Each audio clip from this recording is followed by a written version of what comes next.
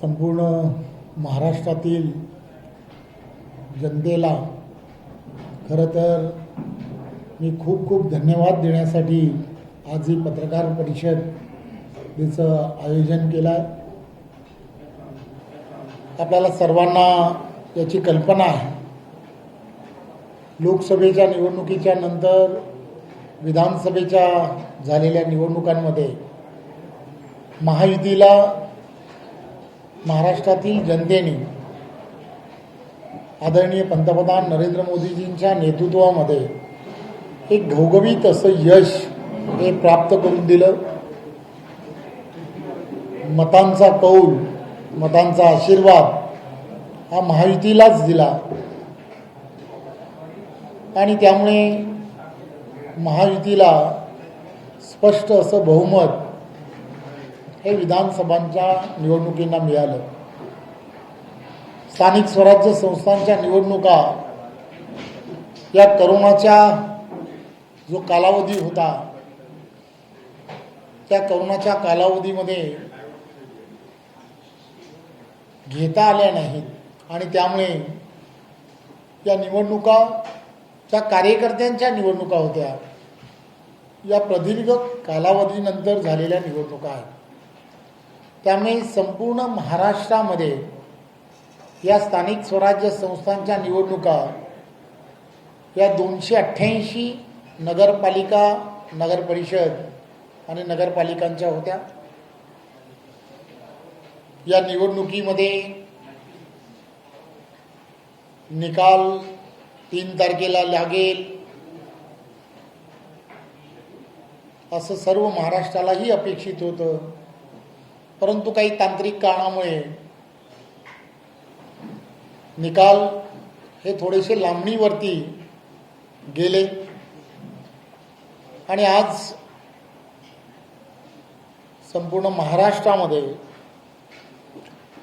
2 तारखेला झालेल्या सर्व त्या सार्वत्रिक निवडणुका आणि काल 20 तारखेला झालेल्या उर्वरित अशा सार्वत्रिक निवडणुका, अशा दोनही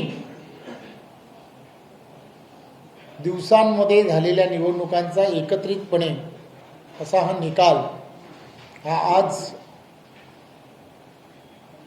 संपूर्ण महाराष्ट्राच्या समोर हा येताना दिसतोय. खरं तर सर्व निकाल हे घोषित व्हायला थोडासा अवधी आहे, परंतु जो कल ज्याला म्हणतात तो कल आणि जी माहिती आमच्याकडे उपलब्ध आहे त्या माहिती उपलब्ध झाल्याप्रमाणे 288 ठिकाणच्या या निवडणुकांमध्ये महायुतीला जवळजवळ 225 ठिकाणी यश मिळालं. त्यामध्ये स्थानिक आघाड्या ज्या आहेत त्यांचंही प्रमाण हे जवळजवळ 20-25 पेक्षा जास्त ठिकाणी आहे. त्यामुळे महायुतीला दिलेला हा कौल आणि त्याबद्दल आभार मानावेत तेवढे कमी आहेत आणि ते मतदारांचे आभार मानावेत यासाठी आज ह्या पत्रकार परिषदेच्या माध्यमातून त्यांचे आभारही मानतो. देशाचे पंतप्रधान आदरणीय नरेंद्र मोदीजी, आदरणीय राष्ट्रीय भारतीय जनता पार्टीचे अध्यक्ष नड्डाजी, त्याचबरोबर नवीन कार्याध्यक्ष नवीनजी, आमचे संघटन सरचिटणीस आदरणीय BL संतोषजी, आदरणीय शिवप्रकाशजी, आदरणीय विनोदजी, आदरणीय अरुणसिंगजी आणि आमचे सर्वांचे नेते आदरणीय अमितभाई, या सर्वांचं या निवडणुकांमध्ये अतिशय मोलाचं असं योगदान होतं. भारतीय जनता पार्टी महाराष्ट्र म्हणून आमचे सर्वांचे लोकप्रिय असे नेते व महाराष्ट्राचे आवडते नेते आदरणीय मुख्यमंत्री देवेंद्रजी यांच्या नेतृत्वामध्ये या निवडणुका या आम्ही सर्वांनी कंडक्ट केल्या. खरं तर देवेंद्रजींचं करावं तेवढं कौतुक कमी आहे. एक मुख्यमंत्री म्हणून प्रशासक म्हणून ते जसं उत्तमपणे काम करतात त्याचप्रमाणे कार्यकर्ता आणि कार्यकर्त्यांच्या असणाऱ्या या निवडणुकीमध्ये त्यांनी दिलेला वेळ हा एवढा मोठा होता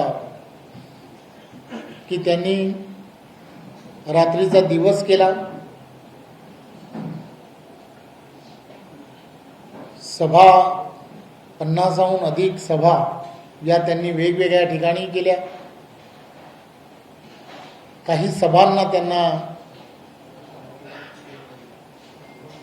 जाता आलं नाही, कारण सर्व ठिकाणी त्यांनीच सभांना यावं अशी कार्यकर्त्यांची आणि त्या ठिकाणच्या असणाऱ्या नागरिकांची मागणी असायची.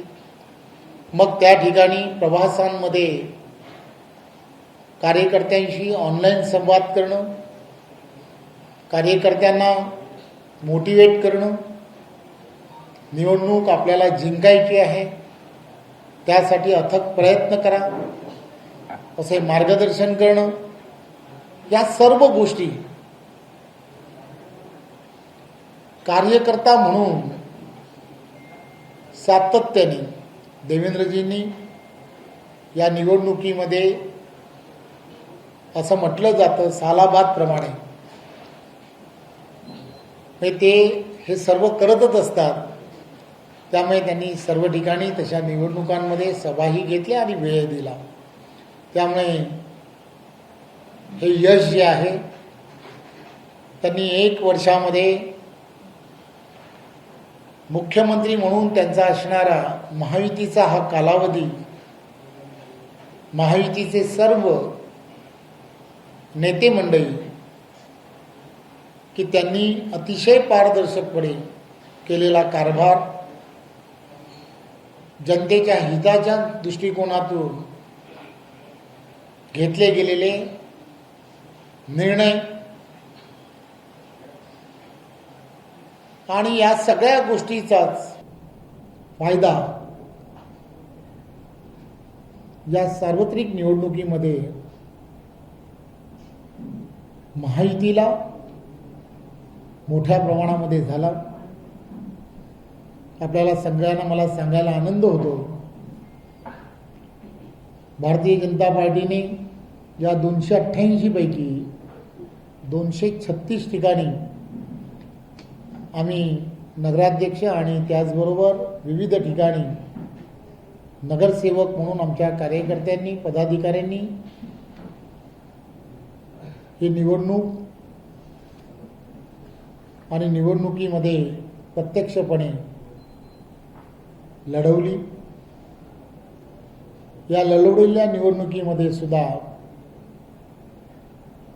अजूनही निकाल प्रलंबित जरी असले तरी सुद्धा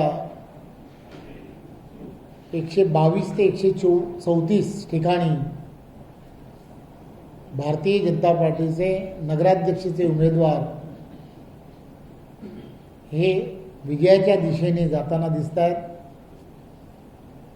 जवळजवळ 3000पेक्षा जवळपास असणारी संख्या जी आहे नगरसेवक म्हणून जिंकून येतानाही दिसते आहे.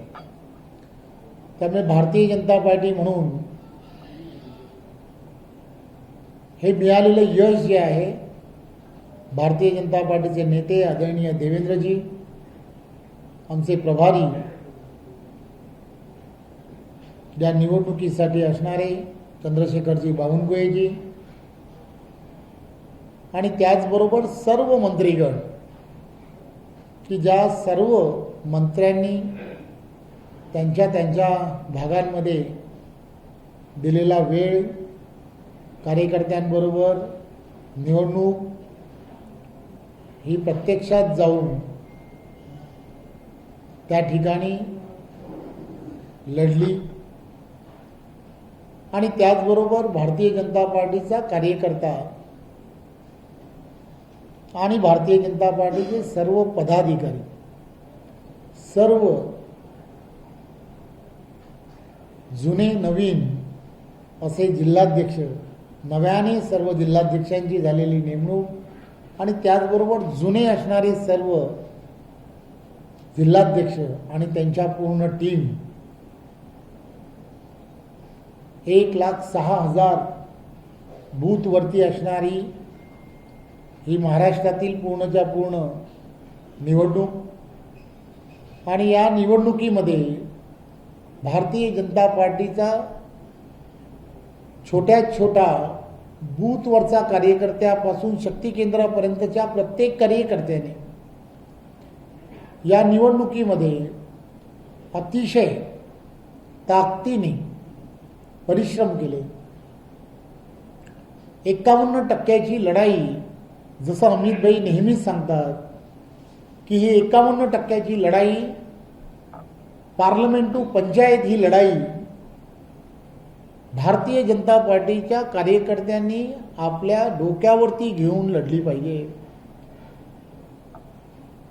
अमितभाई कार्यकर्त्यांना जे मार्गदर्शन करतात त्यामुळे कार्यकर्त्यांमध्ये एक उत्साह हा नेहमीच पाहायला मिळतो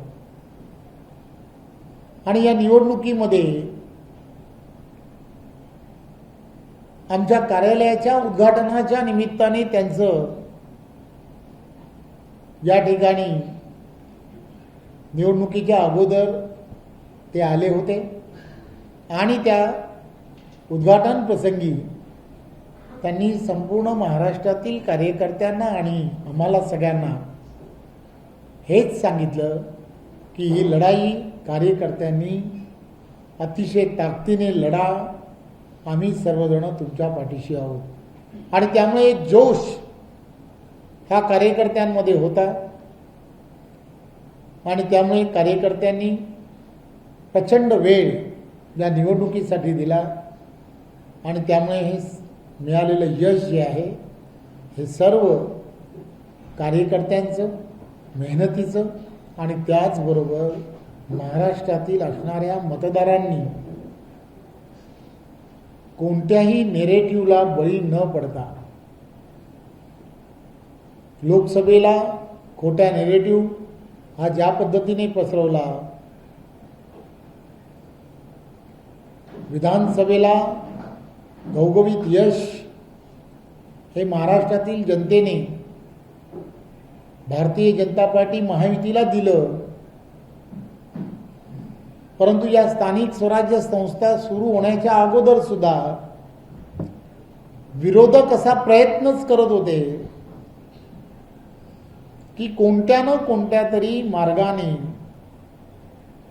नेरेटिव्ह हा पसरवला गेला पाहिजे आणि तोही खोटा.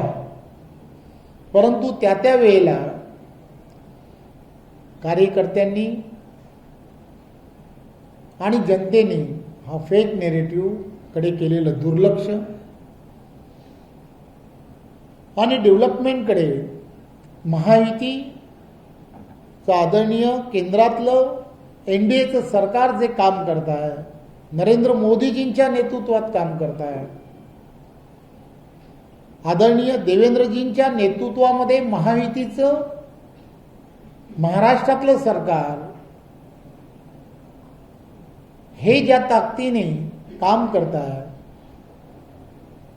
या सगळ्याचा फायदा नागरिकांना जास्तीत जास्त कसा होईल यासाठी महाराष्ट्रातील असणारी ही सर्व महायुतीचे नेते मंडळी जे परिश्रम करतायत, 24/7 18 तास दिवसातील सातत्याने लोकांचे असणारे सामाजिक प्रश्न असतील किंवा लोकांचे असणारे अडचणीचे प्रश्न असतील, विकासात्मक दृष्टिकोनातून असणाऱ्या अडचणी असतील, धोरणात्मक असणाऱ्या निर्णयाकडे सखोलपणे विचार करणे असेल, या सगळ्या गोष्टी डे टू डे या सगळ्या गोष्टीकडे अतिशय अभ्यासपूर्ण देवेंद्रजी दूरदृष्टी ठेवून या सगळ्या गोष्टीकडे पाहतायत. त्यांनी एक रोडमॅप पूर्णच्या पूर्ण महाराष्ट्राच्या विकासाच्या दृष्टिकोनातून तयार केला आहे. शेतकरी असेल, कष्टकरी असेल, या सर्वांना न्यायाच्या भूमिकेत सरकार मायबाप म्हणून कसं राहील, ही भूमिका देवेंद्रजींच्या नेतृत्वातल्या सरकारने सातत्याने केली. अचानक पडलेला पाऊस असेल, झालेलं अतोनात नुकसान भरपाई असेल, या सगळ्या गोष्टीकडे नियमाबाहेर जाऊन नियम शिथिल कसे करता येऊ शकतात, याची अनेक उदाहरणं या 1 वर्षाच्या सरकारमध्ये तुम्हाला आम्हाला सर्वांना पाहायला मिळाली. त्यामुळे शेतकरी सुद्धा झालेल्या नुकसान भरपाईतून सरकारने दिलेली जी मदत जी वेळीत व्हावी लागते, याचे शेतकऱ्यांनी खऱ्या अर्थाने या निवडणुकीमध्ये त्या सर्व गोष्टीकडे अतिशय बारकाईने पाहिलं आणि आपला कौल जो आहे, मताचा कौल, हा महायुतीला, भारतीय जनता पार्टीला दिला, हे या निकालामध्ये लक्षात येते. त्यामुळे या सगळ्या गोष्टी लक्षात घेत असताना सरकार म्हणून केलेलं काम, एक नेता म्हणून देवेंद्रजींनी दिलेला वेळ, या सगळ्या गोष्टीमुळे मिळालेलं हे यश आहे. परंतु मी पुन्हा तेच सांगेन, मी विनम्रपणे हेच सांगेन की महाराष्ट्रातील जनतेने हा जो दिलेला मताचा जो कौल आहे, त्याबद्दल मी त्यांचं विनम्रपणे त्यांचे आभार मानतो. धन्यवाद. भाऊ, ज्या पद्धतीनं प्रदेशाध्यक्ष पदाची मुभा सांभाळल्यानंतर ही पहिली निवडणूक होती, किती महत्वपूर्ण होती तुमच्यासाठी? कारण एक मोठा पद तुमच्याकडे होतं, राज्यातले सगळे नेतृत्व तुम्ही हँडल करत होता, मोठ्या बैठका जायच्या, संपूर्ण प्रवास राज्यभराचा तुम्ही केला होता, त्यानंतर ही यश जे आहे ते भाजपला नाही. एक गोष्ट लक्षात घेतली पाहिजे, जबाबदारी ही पार्टीने जरी दिली असली तरी सुद्धा हे यश जे आहे, हे यश आदरणीय देवेंद्रजींच्या नेतृत्वामध्ये आणि सर्व भारतीय जनता पार्टीचे पदाधिकारी, जिल्हा पदाधिकारी, राष्ट्रीय पदाधिकारी आणि त्याचबरोबर प्रदेशाचे असणारे सर्व पदाधिकारी, सर्व आमदार आणि त्याचबरोबर सर्व मंत्रीगण आणि सर्व नेते यांनी सगळ्यांनी एकत्रपणे ही निवडणूक ही लढली. आणि त्यामुळे नियोजनबद्ध पद्धतीने या निवडणुकीकडे सर्वांनी केलेली मेहनत आणि त्यामुळे या सगळ्या निवडणुकीमध्ये हे यश आलं. देवेंद्र आणि रवींद्र या जोडगुळीला मिळालेलं हे यश म्हणताय? काय म्हणाला? देवेंद्र आणि रवींद्र या जोडगुळीला हे यश मिळवलं असं म्हणताय? मी जोडगोळी नाहीच आहे. देवेंद्रजी हे महाराष्ट्रातील आमचे सर्वांचे नेते आहेत. त्यांच्या नेतृत्वात आम्ही सर्वजण, माझ्यासारखे सर्व आम्ही कार्यकर्ते हे त्यांच्या नेतृत्वात काम करतो आहे. त्यामुळे ही नेतृत्वाची सर्वच्या सर्व यशाची जे मिळालेलं यश आहे, हे देवेंद्रजींचं असणारं आणि त्यांच्या पूर्ण टीमचं यश आहे. या निकालामध्ये जे उमेदवार निवडून आले, नगरसेवक असतील किंवा नगराध्यक्ष असतील, हे जवळपास 50% निवडून आलेले उमेदवार हे आमच्याच पक्षातून भाजपमध्ये गेले, त्याचा आरोप महाविकास आघाडीतल्या सगळ्याच पक्षाचा आहे. हा विजय आमचा आहे असं महाविकास आघाडीमध्ये. एक गोष्ट लक्षात काय घेतली पाहिजे, मला माहीत नाही तुम्ही पूर्वी कोणत्या चॅनलमध्ये होता, पूर्वी कोणत्या चॅनलमध्ये होता, कोणत्या विचारलं तुम्ही, ती प्रश्न नाही आहे. पण हे खरं आहे, तुम्ही ज्या वेळेला कधीतरी वार्ताहर म्हणून काम केलं असेल तर कोणत्या तरी वेगळ्या वाहिनीमध्ये काम करत असाल, हळूहळू तुम्हाला असं वाटतं की एखाद्या दुसऱ्या वाहिनीमध्ये जाऊन काम करावं, तर यश कोणाचं म्हणायचं, पहिल्याचं म्हणायचं की आता पगार देतोय त्याचं म्हणायचं, तुम्हीच सांगा. उत्तर माझ्याकडे नाही. कणकवलीच्या निकालाबद्दल तुमची प्रतिक्रिया? एक गोष्ट लक्षात काय घेतली पाहिजे, प्रत्येक निकाल जो आहे, या निकालाचं विश्लेषण हे एका दिवसात करता येत नाही. त्यामुळे आदरणीय नेतेजींच्या नेतृत्वामध्ये सिंधुदुर्गामध्ये अतिशय चांगल्या पद्धतीने हे यश मिळालं. आपल्याला माहीत आहे की आदरणीय राणेसाहेब या निवडणुकीमध्ये द्विधा मनस्थितीत होते. निलेशजी हे शिवसेनेमध्ये होते, शिवसेनेच्या शिंदे गटामध्ये होते, आणि आदरणीय नितेशजी हे भारतीय जनता पार्टीचा एक कार्यकर्ता म्हणून ती निवडणूक सिंधुदुर्ग म्हणून अतिशय चांगल्या पद्धतीने लढताना तुम्हाला दिसत होते. त्यामुळे या सगळ्या निवडणुकीकडे जेव्हा आपण पाहतो त्यावेळेला त्या सिंधुदुर्गामध्ये महायुतीचीच ताकद आहे हे आपण सर्वांनी लक्षात घ्या. जो कोणी जिंकतोय 288 पैकी जवळजवळ 225 ठिकाणी हे महायुतीचेच उमेदवार हे जिंकून आले. त्यामुळे महायुतीचीच त्या ठिकाणी ताकद आहे. त्यामुळे कोकण हे महायुतीचंच आहे हे पुन्हा एकदा सिद्ध झालं.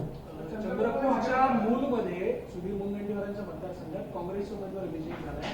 मुनगंटीवारांनी एक विधान केलं की पक्षाची दारं सगळ्यांसाठी सताड उघडी केल्यामुळे हा पराभव झालाय. पक्षश्रेष्ठींनी पक्षातल्या गटबाजीला पोषक वातावरण निर्माण केलं म्हणून हा पराभव झाला. खरं तर मी या विधान जे आहे ते मी खरं ऐकलं नाही. सुधीर भाऊ आमचे ज्येष्ठ नेते आहेत, त्यांच्याशी चर्चा या संदर्भातली नक्की आम्ही करू.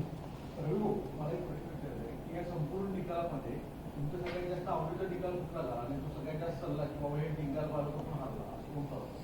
खरं तर असं काहीच नसतं कोणता आवडीचा कोणता.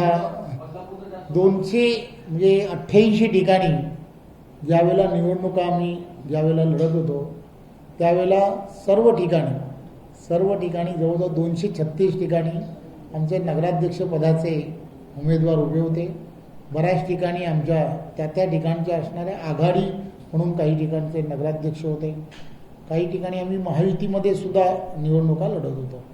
त्यामुळे त्या प्रत्येक ठिकाणी त्या ठिकाणी आमचे महायुतीचेच उमेदवार जिंकले पाहिजे यासाठी आम्ही शर्तीचे प्रयत्न करत होतो.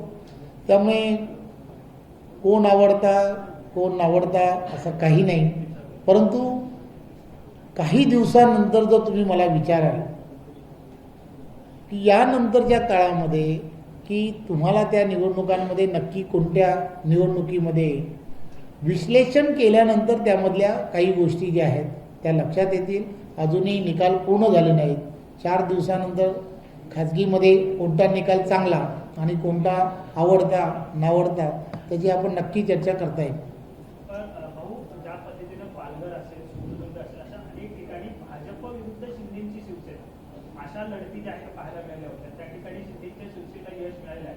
त्यामुळे तुम्हाला कुठेतरी शह दिला अशी चर्चा त्यांच्या गोटामध्ये सुरू झालेली पाहायला मिळते. एक गोष्ट लक्षात काय घेतली पाहिजे की प्रत्येक निवडणूक जी आहे आपण पाहिली असेल या सर्व ठिकाणी 288 ठिकाणी निवडणुका तर होत्या, पण विरोधी पक्ष कुठेच नव्हता. विरोधी पक्ष नसल्यामुळे त्या ठिकाणी ज्या लढाया झाल्या त्या लढाई या कार्यकर्त्यांच्या लढाई होत्या. मग तो शिवसेनेमधला कोणीतरी शिंदे सेनेतला होता, कुठेतरी अजितदादा गटातील असणारा तिथला कार्यकर्ता होता आणि कुठेतरी भारतीय जनता पार्टीचा कार्यकर्ता होता. त्यामुळे या सगळ्या लढाया ज्या झाल्या त्या लढाया कार्यकर्त्यांच्या होत्या आणि त्या सर्व ठिकाणी महायुतीचेच कार्यकर्ते होते आणि आमचे सर्व नेते हे वारंवार सांगत होते की या निवडणुका ज्या आहेत त्या कार्यकर्त्यांच्या निवडणुका आहेत. कार्यकर्त्यांच्या निवडणुकीमध्ये आम्ही कोणावरती चिखलफेक न करता देवेंद्रजी नेहमी सांगायचे आपल्याला येणाऱ्या काळामध्ये 2029 पर्यंत महायुतीमध्ये जनतेची सेवा करायची आहे. त्यामुळे कार्यकर्त्यांच्या निवडणुका संपल्या की पुन्हा जनतेची सेवा हा आपला मंत्र आपण लक्षात ठेवला पाहिजे. महाविकास आघाडीमध्ये सगळ्यात जास्त यश अपेक्षापेक्षा काँग्रेसला जास्त मिळालं. यामागचं तुम्ही पॉलिटिकल अनालिसिस काय करता आणि दुसरीकडे काँग्रेसचे प्रशापेक्षा असणारे बुलढाणा म्हणजे जे आहेत त्यांच्या बुलढाणा जिल्ह्यातच काँग्रेस बऱ्यापैकी सुपडा साफ झालेला. हे खरं तर आपण पाहिलं असेल की 288 पैकी 225 ठिकाणी महायुती विजयी झाली जवळजवळ. आता याला हे काय म्हणावं मला माहीत नाही, तुम्ही काय विश्लेषण करता मला माहीत नाही.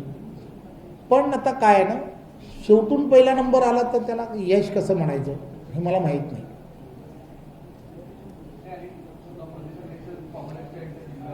की कोणाला तरी दोन गोष्टी फार महत्त्वाच्या असतात.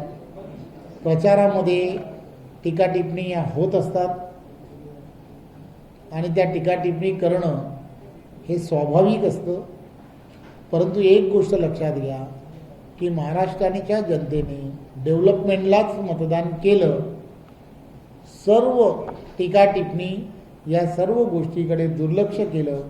मी एक उदाहरण म्हणून सांगतो की आदरणीय उद्धवजींनी सुद्धा असंच म्हटलं होतं की मला महाराष्ट्रातील जनतेला देण्यासारखं काहीच नाही.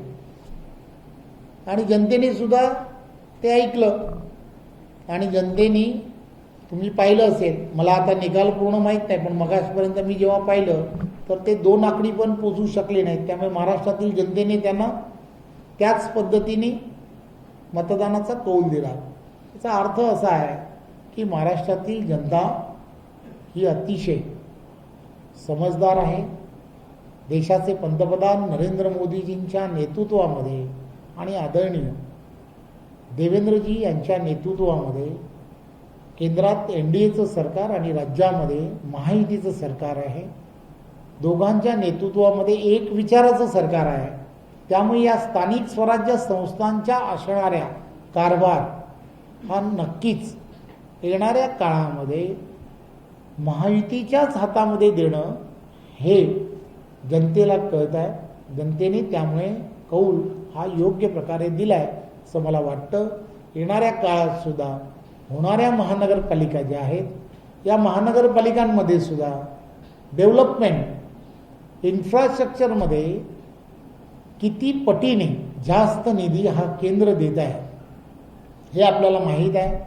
अनेक धोरणात्मक निर्णय जे आहेत की जे वर्षानुवर्ष लाल फितीत होते त्या सर्व निर्णयांना मार्गस्थ करण्याचं काम देवेंद्रजींच्या नेतृत्वात होत आहे हे सर्वांना कळत आहे. त्यामुळे सुजाण नागरिक हे महायुतीला येणाऱ्या काळामध्ये सुद्धा प्रत्येक निवडणुकीमध्ये यश देतील याची खात्री आहे. रविंद्र जी, इस तरह के नतीजे आज देखने को मिल रहे हैं. अब महाविकास आघाड़ी में एक दूसरे पर टिप्पणियां होनी शुरू हो गई. शिवसेना यूबीटी कहती है कि हमारे कंधे पर चढ़कर कांग्रेस बड़ी होती है, वहीं पर कांग्रेस अब कह रही है कि हम अकेले चुनाव के मैदान में आएंगे टीएमसी को लेकर. एक बात उन्होंने क्या करना है वो उन्होंने तय करना चाहिए, लेकिन जो जनता है, जनता ने तय किया है कि नरेंद्र मोदी जी के नेतृत्व में और महाराष्ट्र में आदरणीय देवेंद्र जी के नेतृत्व में महायुति को ही चुन के देना है, ये जनता ने तय किया है. आज का जो नतीजा है उसे बीजेपी किस तरह से देखती है, क्योंकि अब टीएमसी के चुनाव भी नजदीक हैं, अगले महीने ही होने हैं, तो किस तरह के क्या आपको प्लस पॉइंट मिला, क्योंकि बहुत सारे दावे किए जा रहे थे महाविकास आघाड़ी की तरफ से कि वे इस चुनाव में आप लोगों को कहीं नहीं खड़ा रहने देंगे, लेकिन जो नतीजे हैं वो कुछ विपरीत हैं। महाराष्ट्र की जनता ने डेवलपमेंट के पास देखकर मतदान किया है, ये साफ दिखाई दे रहा है। मुंबई हो या ये 29 जगह पर ये महानगर पालिका के चुनाव है, इन सभी जगह पर इंफ्रास्ट्रक्चर हो, डेवलपमेंट के काम हो, जिस ताकत से महायुति के सरकार ने किए हैं, वहाँ की पूरी जनता को उसकी पूरी जानकारी है। और हम सभी लोग इस चुनाव के पास या चुनाव में हमने जो डेवलपमेंट करनी शुरू की है और हमें जो डेवलपमेंट करनी है, ये सब चीज़ें लेकर जनता के पास जाने वाले हैं। तो हमें पूरा यकीन है कि पूरे जनता जो है 100% जो उनका मतदान जो है वो मतदान वो महायुति को ही देगी।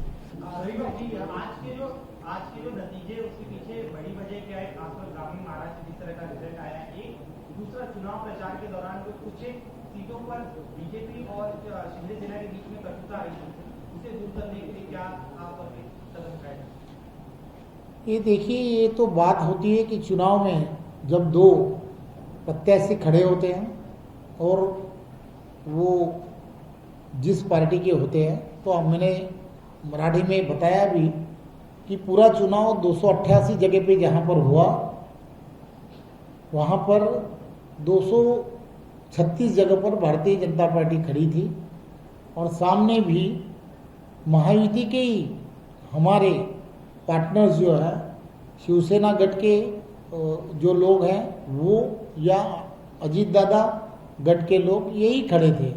तो चुनाव तो होना ही था।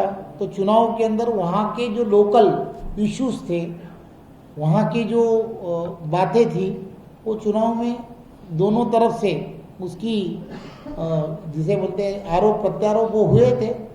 और उसलिए वो होने के बाद 3 तारीख को उस बारे में हमारे नेताओं ने अतिशय स्पष्टता लाई है कि हमें आने वाले कल में चुनाव के रिजल्ट के बाद जनता की सेवा में लगना है।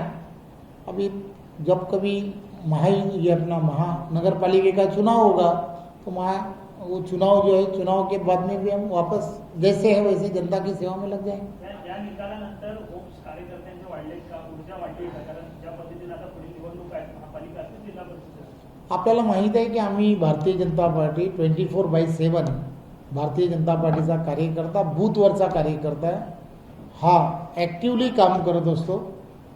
प्रत्येक शक्ती केंद्र प्रमुख हा पूर्ण विश्वासाने भारतीय जनता पार्टीची विचारधारा ही खालीपर्यंत नेत असतो। त्यामुळे असा ॲक्टिव्ह कार्यकर्ता असल्यामुळे तुम्ही पाहिलं असेल की तो या सगळ्या गोष्टी करत असताना देशाचे पंतप्रधान नरेंद्र मोदीजी यांच्या नेतृत्वात 51% लढाई कशी जिंकता येईल यासाठी अतिशय सज्ज आहे। आणि या निवडणुकीमध्ये आम्ही जवळजवळ त्या दिशेने 51% लढाई जिंकण्याच्या दिशेने आम्ही जाऊ लागलो आहे देवेंद्रजींच्या नेतृत्वात, असं वाटतं। धन्यवाद। एबीपी माझा, उघडा डोळे बघा नीट।